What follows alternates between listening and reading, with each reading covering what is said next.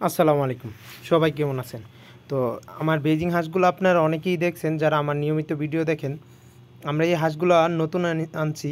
তো নতুন আনার পরে এখন আজকে ৪-৫ দিন হয়ে গেছে। তো আমরা অলরেডি ১৫টা হাঁস জবাই করে ফেলেছি। কারণ আমরা হাঁস নিয়ে আসি শুধু দোকানে বিক্রি করার জন্য। আসলে আমরা পালার জন্য তেমন নিয়ে আসি না। এখানে ২০৬টা হাঁস আছে। তো আমরা ২০৬টা হাঁস আমাদের বড়জোর ২ মাস যাবে।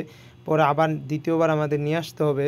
তো আসলে অনেকেই জানতে চাইছেন যে ভাইয়া হাঁসগুলো কত করে নিয়ে আসছেন? তো আসল কথা কি হাঁসগুলো আমরা একটা হাঁস ১৯ টাকা করে মানে ৩৮ টাকা জোড়া আমরা হাঁস নিয়ে আসছি। তো প্রত্যেকটা হাঁসই এখানে ৪ মাস ৫ মাস বয়স হবে।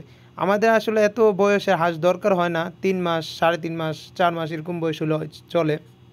এখানে প্রায় ৪-৫টা হাঁস ডিম পাড়ে। তো ডিম পাড়ে যেহেতু বোঝাই যাচ্ছে যে হাঁসগুলা বড়। আর মূলত হাঁসগুলা ডিম পারলে তো মাংস কম হয়ে যায়, চর্বি কম হয়। তো আমাদের মূলত এমন হাঁস দরকার যে হাঁসের চর্বি বেশি এবং মাংস বেশি। তো এই হলো হাঁসগুলা দেখেন। এখানে প্রত্যেকটা হাঁসই বেজিং হাঁস।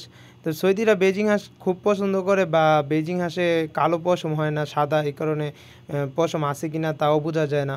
আর এই সৌদি আরবে যে হাঁসগুলো এগুলো একটু পশম কমই, বাংলাদেশে হাঁসের মতো না। তো এই দেশে আবহাওয়াটা একটু পরিবর্তন। তো এই হলো আমার হাঁসগুলা।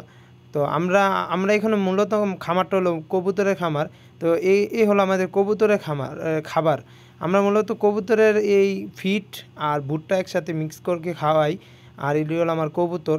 তো দেখেন এই পুরাটাই হলো আমার কবুতরের মাঝরাজ। এই ঘরগুলা যা দেখতেন সবই কবুতর।